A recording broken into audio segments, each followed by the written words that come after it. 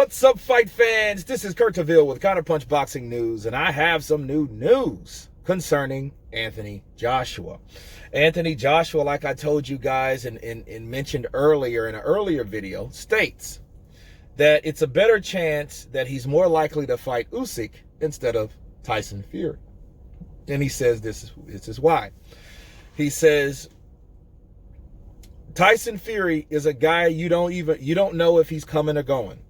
You don't know if he's fighting Wilder. You don't know if he's going to fight Wilder or not. You don't know if he's fighting Caballero. You don't know if he's not fighting Caballero. Okay? I'm fighting people that's serious about fighting. On the other hand, you have Oleksandr Usyk. He says he's fighting Chaz Witherspoon. He fights Chaz Witherspoon. He says he's fighting Derek Chisora. He's fighting Derek Chisora. We are on the same, he's with Matchroom. We're at the same banner. It looks like a straightforward fight. He's the mandatory, and that's more than likely who I'm going to fight next instead of Tyson Fury. Tyson Fury, I don't think that he's serious because, again, he doesn't know if he's going to fight Wilder or not due to legal obligations, and he's looking for someone that is serious, and he's looking for a true challenge. Him fighting Oleksandr Usyk is a good challenge. He's challenging himself because of the ring IQ. Okay, so those are words of Anthony Joshua.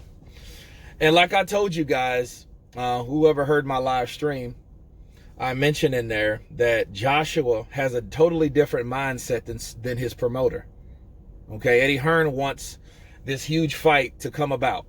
He wants the money fight. He wants not necessarily the unification, because Anthony Joshua is already unified, and if he has to drop the WBO belt to fight Tyson Fury, really, what would that mean? It wouldn't mean anything any different than what he has now. The only difference is he would have another fight under his belt, and he would be satisfying another mandatory.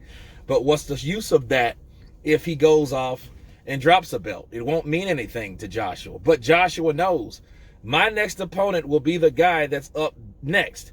Usyk is really legitimately up next. One thing Joshua wants is consistency. And you can't blame him on that. Because if Tyson Fury's all wrapped up in fighting someone else, they really shouldn't even talk about fighting Tyson Fury. Or Tyson Fury shouldn't even be talking about fighting him, because Tyson Fury, first of all, if he would have fought Caballero, at least we know that he's keen on making something happen because he said it. You remember what Deontay Wilder said, speak it, believe it, receive it? That's not what Tyson Fury is going by at all. I think that Joshua doesn't want to jump the gun, and he doesn't want to sign over for it. And he said himself, he said, if I was going to put all my money on a fighter that I was going to fight next when I beat Pulev, is Oleksandr Usyk. Okay, because Usyk is that guy. He's that guy that is determined to fight. He's serious about fighting. And that's who Joshua should fight, and that's who he should focus on.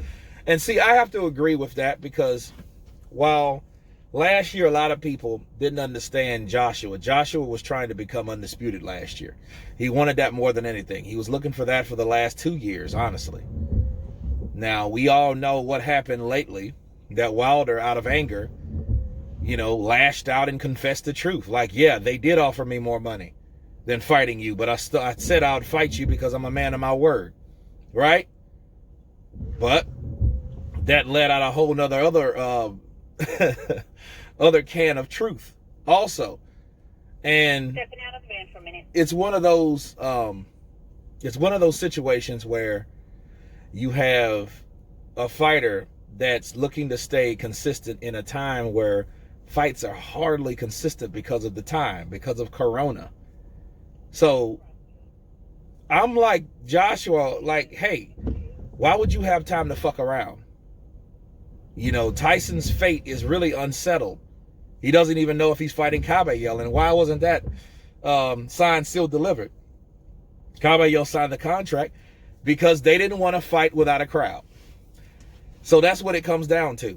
So if that's the case and that's your reason for not fighting, how are we guaranteed you're ever going to see a Joshua fight, depending on the world that we live in today? What if Tyson Fury versus Anthony Joshua is in a bubble? That means they're not going to fork up the money to do it. You see what I'm saying? They're not willing to have that fight in a bubble. They want an audience. But if there's no audience, then what do? So you got to understand why and how Anthony Joshua's thinking right now. And it's just logical. Like, this ain't guaranteed for many factors. So we shouldn't get our hopes up. And that's what it is. You know, and Wilder's trying to fight for his opportunity to fight Tyson Fury once again, right? Because of the contract that he signed with Deontay Wilder. He signed that contract with Wilder. Now, if it expired or whatever, okay. But if it really expired and did all this, that, and the other, that means that shouldn't be a problem. Okay, so that rush to fight for us to have Anthony Joshua and Tyson Fury may not happen. So don't be alarmed if it doesn't happen and some other fight happens. But one thing about Joshua, what Joshua is saying, due to this article I read you guys, is that he's not getting his hopes up like he did last year, because of what happened last year. You can become unfocused. You're not concentrating on the fighter that you should be fighting. And this is when upsets happen because you're not focused. And Joshua doesn't want that split focus. Okay, that interference with some other fight when that's not the guy fighting in front of him. But anyway, you guys tell me what you think about Anthony Joshua making this statement. Of course, please subscribe. And you guys been counterpunching.